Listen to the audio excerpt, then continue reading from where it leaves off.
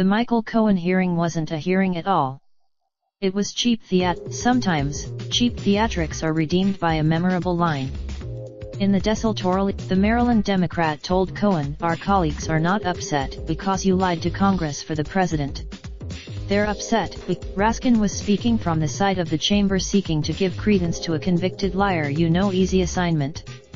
But in his in hours of repetitious questioning by the House Committee on Oversight and Reform, you were grateful for any sliver of insight.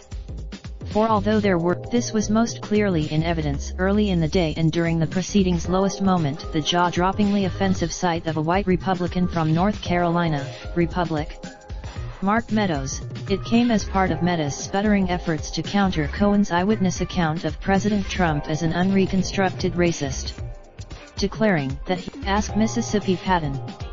Meadows demanded. Republican members such as Meadows and Jim Jordan, Ohio, seemed to think snide contemptuousness was the mask their supporters wanted them to wear.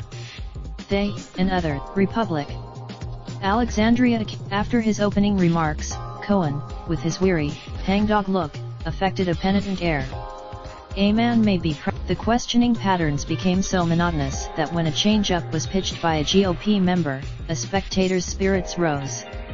That's what happened. What is the truth that the president fears the most? Amish asked the Raindrop, drop top, smoking, no cooking the hot bar. Fucking on your bitch, yeah, that. Looking up, open the park.